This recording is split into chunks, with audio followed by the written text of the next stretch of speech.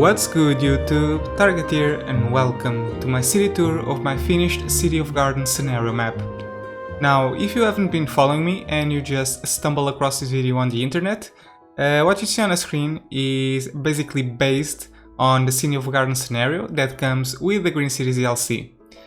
I have started this scenario when the city was relatively small, just a small village, and I expanded it to about 100k population. And of course, I also met all the conditions to win the scenario. I also happen to record the progress of this project on a YouTube series. I basically have 40 videos of me building this city from scratch to end, which you will be able to find on the description of this particular video. Also, if you wanna play on this city, you will be able to find it on Steam. Again, there will be a link in the description. I know people who have been following me have been asking for this for a long time, so there we go, finally you can get this city. But anyway guys, let's get started with the tour. Okay, so basically I started off over here. This is what comes up with the scenario when you first start it. And the goal of this scenario pretty much is to build a clean city. When you start, everything is dirty with a lot of dirty industry. And you have a set of goals that you have to accomplish. Let me just share them with you. So the first one is to build 10 different plazas and parks. The second goal, which was actually the most difficult for me, was to build 15,000 squares of organic and local produce, which is the district specialization for the commercial zoning that comes with green cities. You also need an average citizen's happiness of 85 and finally a population over 50,000. So those are pretty much the conditions that you need to meet to beat this scenario. As I've mentioned, when you start the scenario, you start with this area over here. I didn't change this area of the city that much because I would like to show a contrast between the old town and the new town. So what I've done is pretty much started expanding the city to the right side. And as you can see, as you get over here, we follow kind of a grid design that is very characteristic of my playstyle, and I've let this area very organic, kind of representing the old town and an old era of this particular city. The only thing that I've done was demolish some of the layout that was right about over here to build and make way for this highway that will lead traffic to these other parts of the city. I have also left the old industrial part that you can see right about over here, this polluting site of industry, because it is pretty much developed to the maximum level and it's generating a lot of jobs, so I thought it was a good idea to keep it. Overall, this area is behaving quite nicely. We have a bit of a traffic jam over here, but this is no big deal. My approach to traffic is, as long as there's not a huge line that goes across multiple miles of the city and the situation is controlled, I'm okay with this. I'm okay with these many cars stopping at an intersection. We also have a very isolated residential district over here on the other side of the avenue, and also a first block, the first out of two recycling centers block. This is also the area where I have all my sewage. I chose to go for this eco water treatment plant, which is the most ecological, and I thought it would fit quite well in this particular city, which is supposed to be a green city. Moving on to the right side of the city, I have this peninsula, so to call it, where I zoned our first high density buildings. Most of them are made of the self-sufficient buildings. Again, that is a district specialization that comes with green cities. And as you can see, most of them are residential. I also decided to put some offices at the highest part of this particular peninsula, with a view to the river, which I think turned out quite nicely. And finally, I zoned some commercial along this avenue. Now, another thing that I forgot to mention is that almost all residential in this map is self-sufficient buildings. I also decided to place the harbor of the city right about on this location because it's pretty much the only point that has access to a ship line in this particular map. So if I just show you, yeah, there you go, the ship line is right about over here. I don't know if you can see it, and you can pretty much just put the ferry stop, not the ferry stop, but the harbor right about over here, or maybe on this side of the island if you happen to buy this out, but I didn't decide to do that. Another peculiarity of this district is the stadium that I've put over here, right next to the river. I think it looks pretty good, which is also surrounded by this pathway, this kind of artificial park that I've made that goes across the mountain and leads to different parts of the district. Unfortunately, I've just had a forest fire and this area is pretty much destroyed, but it will soon be rebuilt. Also, let me take advantage of this opportunity to see how many matches have we won or lost. Okay, so this is pretty much it. We have a total of 5 games and we won 4 and we lost 1, which is not bad at all. Behind the high density buildings near the shoreline, I decided that the density of my city would fall down or decrease gradually as it goes far and far away from the river. So that's exactly what I've done over here. So as you can see, we have some high density buildings that are not quite as tall as these ones, and then we move on to some low density residential.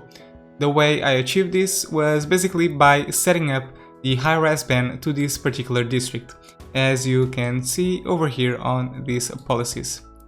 And here it is, the high-rise ban. And finally, to wrap up this part, I just want to talk about this traffic connection. I have built this interchange over here that leads traffic to this part of the city. If you've been watching my videos, you will remember that this gave me a lot of work because it was getting quite a bit of traffic problems. But now that I've developed this connection, it seems that everything is working much more smoothly. I even put a small roundabout over here that seems to be dealing very well with this traffic. Sometimes we have some jams over here, but nothing to worry about. If we come a bit to the right, to the other side of this peninsula, we have our first university. This was the first university that I've ever placed, which is actually the Modern Technology Institute, which is the university that comes again with the Green Cities DLC. As you can see, we have a ton of people using it, or at least these connections. We have a lot of people using this pathway to get to this metro, and we also have a couple of bus stops that lead people to the metro station and also to the university. So this is a very busy area. Now moving up a bit to the north, to the part that I was showing, we have this network over here, which is actually a very interesting one. We have, first things first, this thing, the Deep Space Radar, and also the Disaster Response Unit.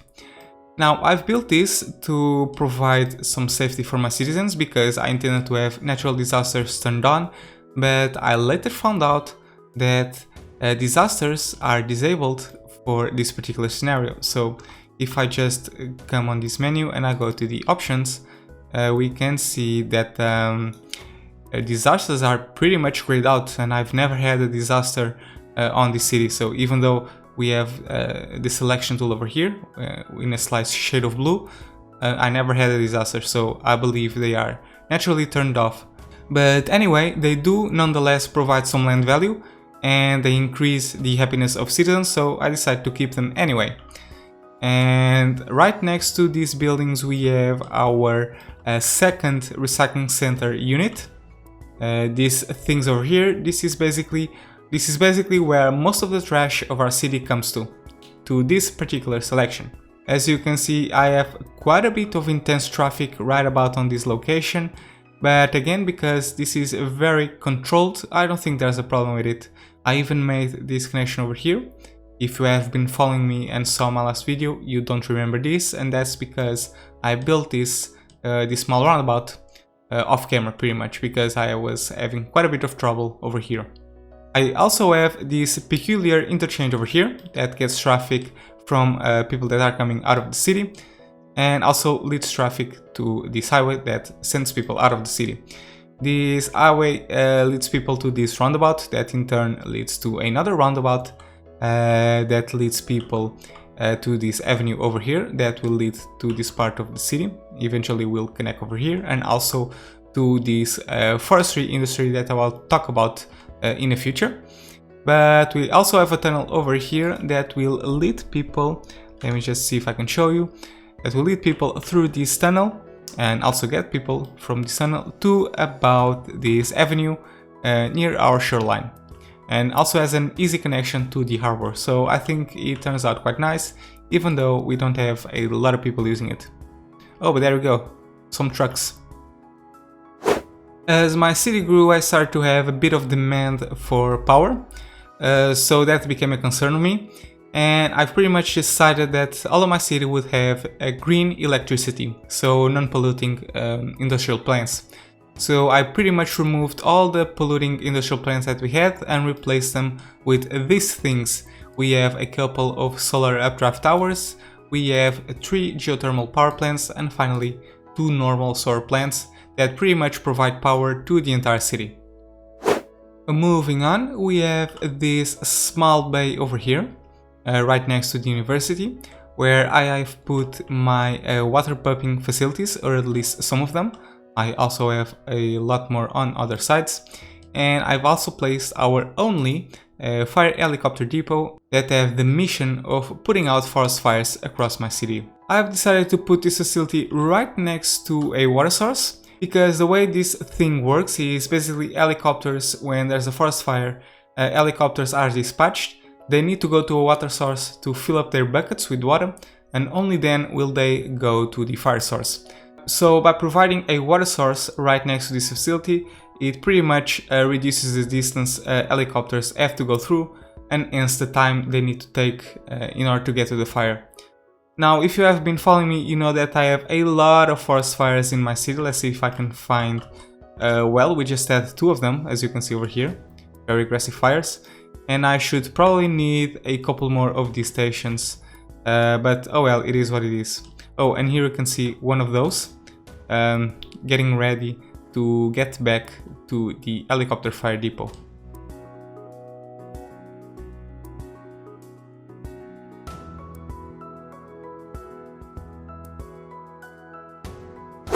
Even though I decided that residential of the city would be self-sufficient buildings, which is the specialization that comes with green cities, in order to mix things up, I decided to add these high-tech housing, normal residential suburbs that we can see over here. So these are basically very high-tech houses that raise the land value quite a bit. It's this district over here that is composed with high-tech. And let's see if the land value is significantly higher. Yeah, it is a bit higher, especially at around this location over here. And here we start heading to one of the main parts of the city, which is this area over here, where I have the second block, or the second zone of high density buildings. The way I've done this is basically a layer of organic and local produce commercial right along the coastline, and that is maintained throughout the rest of the city that I'm about to show you. Then I have a second layer of offices, and finally I have high density residential right before or right behind the offices.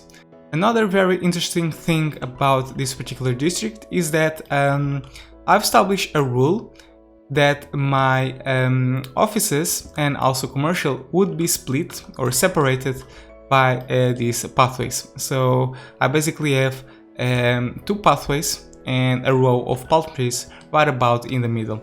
And this is something that I've maintained throughout the entire city. So if you go over here, you can see that we have all these lines and palm trees across the entire city, and that is pretty much maintained until the end of the layout right about over here. And here we have the palm trees and also the pathways, and here's a long shot of it. In this location I also built our first unique building, the Expo Center, and I have built this connection over here. So people coming from out of the city will pretty much get this highway, go into this oval roundabout that I love to do so much. Come at about over here, and they have the option to go to the right side and lead into this roundabout that will lead into this avenue, and also this avenue over here as well. Or they can simply keep moving forward and come to this area of the city. And overall I think it turned out quite well. I really enjoyed it, especially after decorating it with some trees. I pretty much maintain the same logic throughout this zoning over here to the right side of this avenue. Something to point out about this area is this pathway network that we have at about this major intersection that gets people from this highway and also to this small road that leads people to this area right across the highway. The pathway is composed of cycling roads, as you see over here, which are being used, that goes just across the middle, and also a squarish pathway network that is mainly composed of pedestrian paths, even though cyclists like to use it as well. This area connects to pretty much every single part of the city, so I have pathways that lead to about this area over here. As you can see, they come all the way over here, and people are using it as well, which is something amazing to see. And yeah, that's pretty much it. Then I've placed the small of moderation right next to this avenue. I thought it would look quite well with this low density commercial. Oh, by the way, this is high density commercial because they are on the dark shade of blue, but because they are organic and local produce specialization, they show up as low density. And finally, towards the later stages of this Let's Play series, I've also placed these two buildings later on. I've placed the Grand Mall, the Opera House, and also the Lazarette Plaza, and I've put them right next to the monorail station just to improve and encourage tourists to use the monorail more often. But that's something I'm gonna talk about at a future stage. If we keep moving north, we start entering the newest part of the city, which is the one I've built the most recently.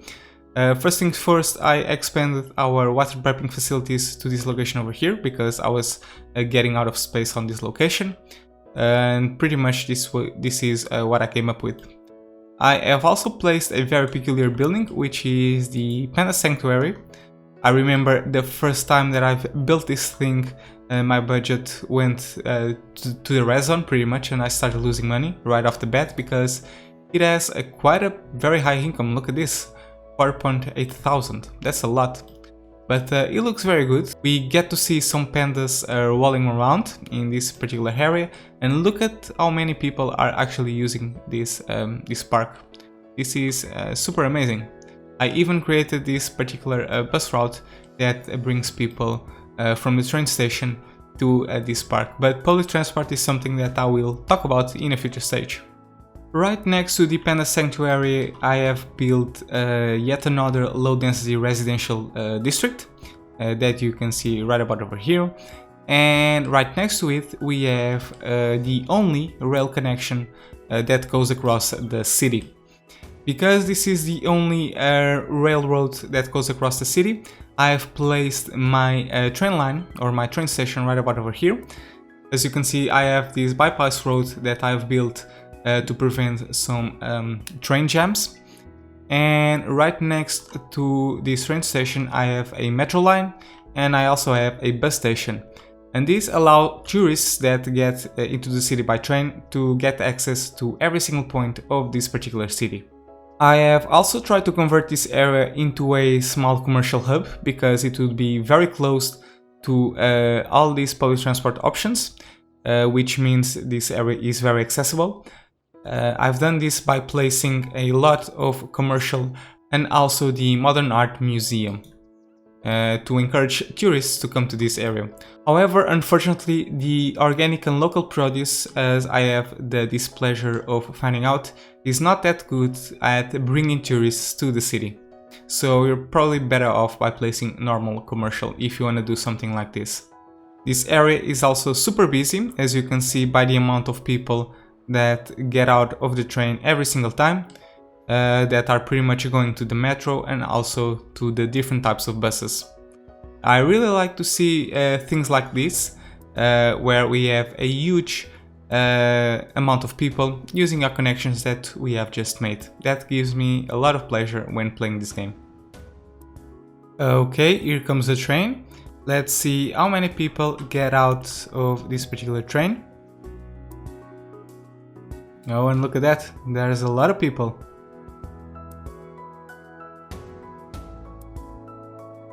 a huge amount of people going to use our metro and also our buses. I had also placed this elevated pathway so people could go to the metro station from the train station without having to cross the sidewalk. Unfortunately, it seems that very people actually use it, even though when I first built it, it was super populated, but now it seems that everybody just wants to cross the road for whatever reason. Moving on to other parts of the city, so just for reference, this is the train station that I was showing you a while back. Right next to it we have this triangular district that you can see over here. I'm highlighting with my mouse. This is the second high-tech housing district that I have built in this city.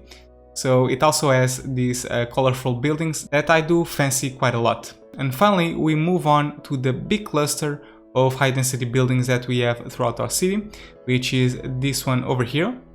As you can see, this entire layout follows a greedy pattern.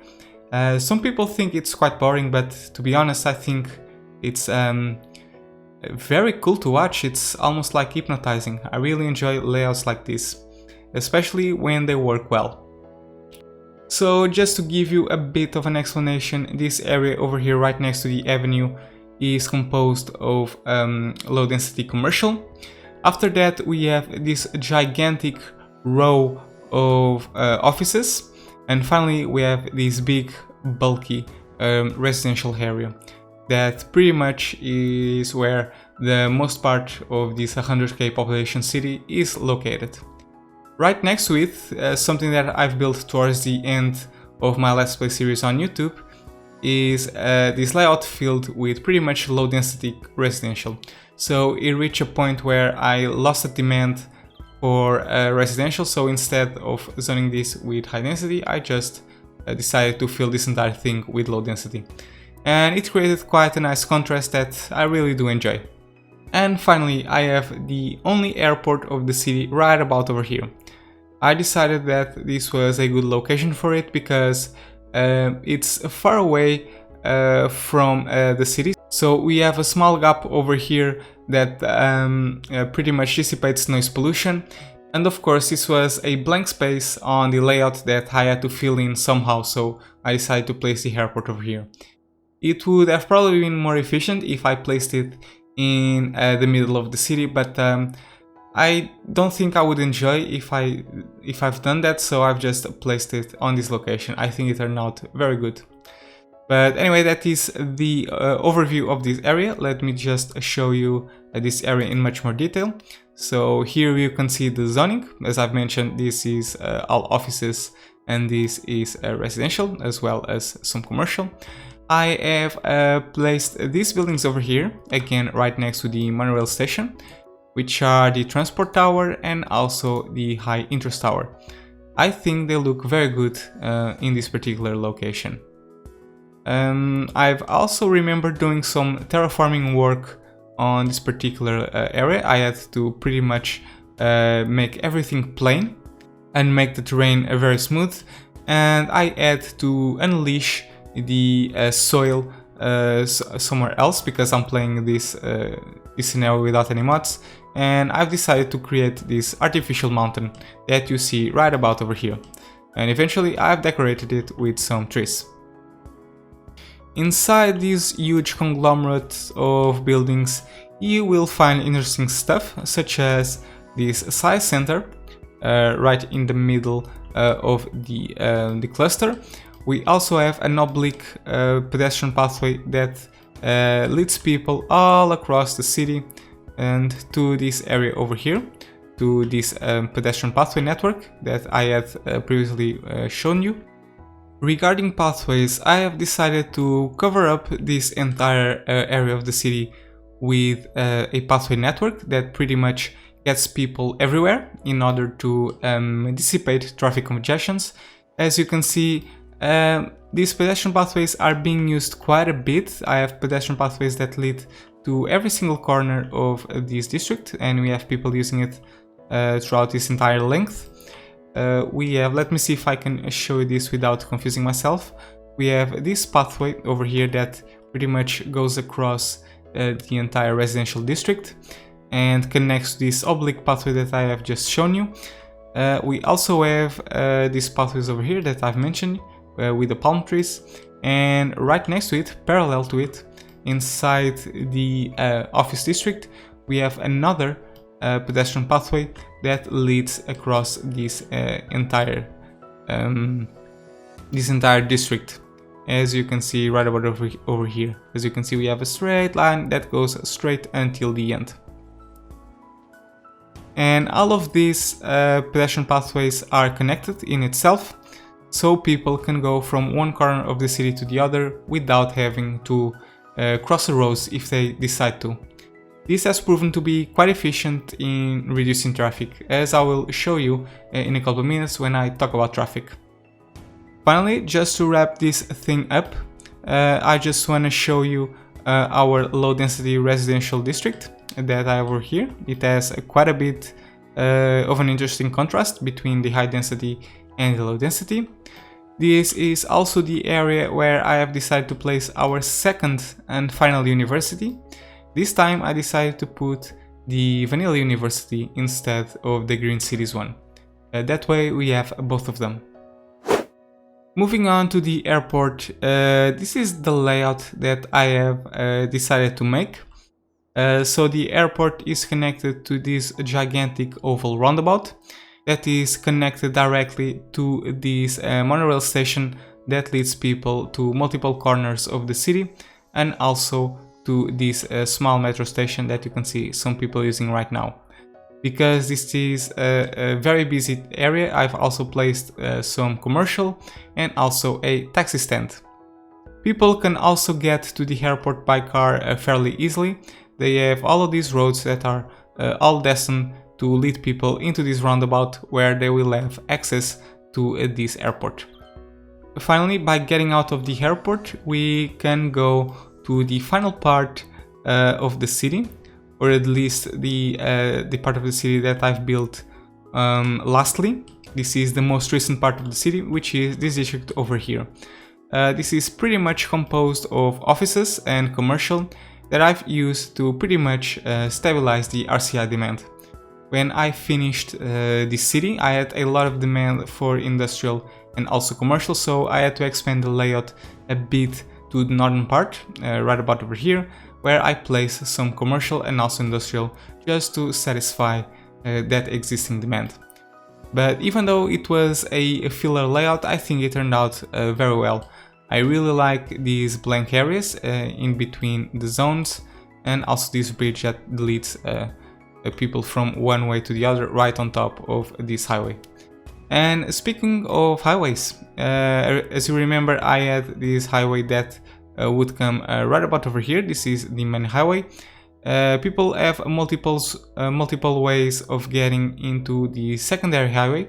One of them is by this oval roundabout interchange over here that will lead people to the secondary highway that leads to multiple corners of the city. This area was giving me quite a bit of traffic issues, so I've decided to do something like this. I pretty much have this off point that splits traffic into two. People have the option of going to this area over here that will lead to this commercial area, and also to this area over here. Likewise, they can keep moving forward and hop off at about this location as well. Finally, in this area we have the Posh Mall and also the CN skyscraper that I've built across this area to make it much more interesting. Oh, and also this park as well, the Friendly Neighborhood Park. All of these buildings are right next to the monorail station, again to encourage tourists to use these systems a bit more. So this way tourists can get out of the airport, catch the monorail and get out on these interesting points. As you can see, we have a lot of people using the monorail already. I remember when I first placed this thing, it was pretty much deserted, nobody was using it, but thanks to these modifications I've been able to balance our public transport network a bit more. Alright guys, I have been showing you my buildings and my skyscrapers, but I think now it's time to move on to other less interesting parts of the city, if you can call them that, which is my specialized industry. So I pretty much have 4 different districts of specialized industry. I have 3 forestry industry districts, which are this one over here, and also this one. And I also have a farming district that I have placed right about over here because I had quite a bit of fertile area to build on. All of these districts are connected to each other with roads that lead from one district to the other, and also with a couple of highway connections that lead to this secondary highway that I have just showed you a couple of minutes ago. There's a peculiarity about these districts, which is they require uneducated workers to work on them. And because all of our city is educated, I pretty much have to apply the schools out policy to every single one of these districts and build some small density residential in every single one of them to force those residents to work on those factories, which is pretty much what I've done to satisfy the worker demand in this particular city. Now, as we all know, industry needs to import and export goods, and that's why I have a couple of cargo stations, one at about over here, which is the first one that I've ever built, and more recently I've built a secondary one, which is right about over here, that provides access to these 2 districts. Overall, I think this area is pretty much covered, so let me just zoom in a bit more and show you in much more depth what I have done. So this is our second cargo station. Not a lot of people are using it right now, but I guarantee you a lot of people use it. Let's take a look at the second one. Yeah, there we go. We have a lot of trucks coming out of the cargo station.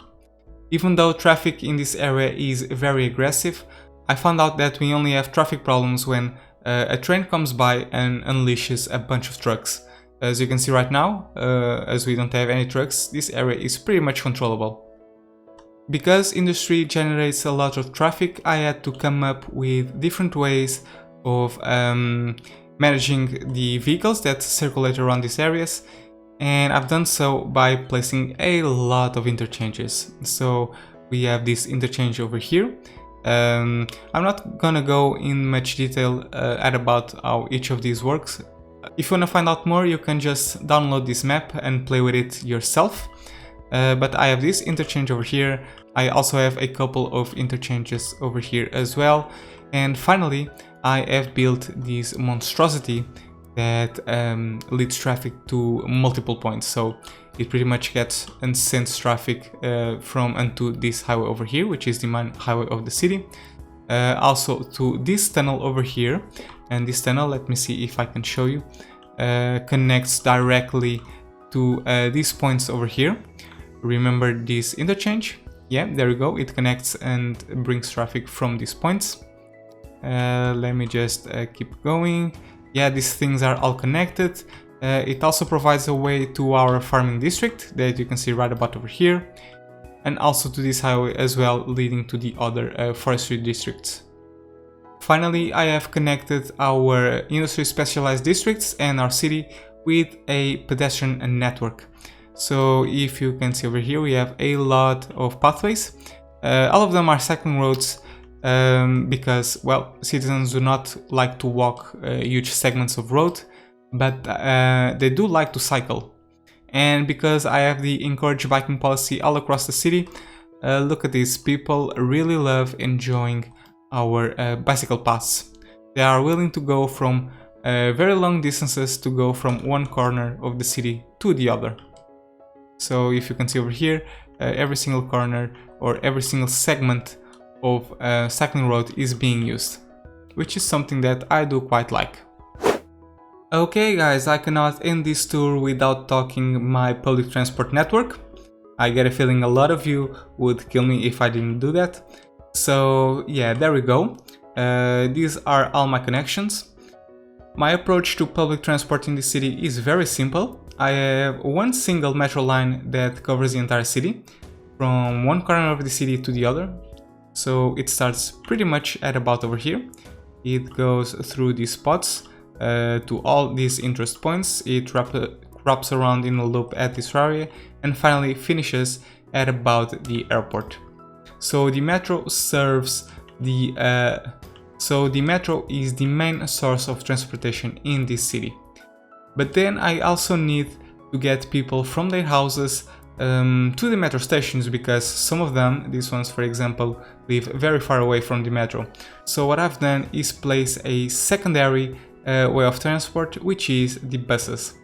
So buses pretty much have the function of grabbing people from their houses and bring them into the metro stations, and from there people can go from every single corner in the city. In other words, metro serves the city regionally and buses serve the city locally. And that's pretty much my approach to public transport in this particular city. Now, of course, there are exceptions.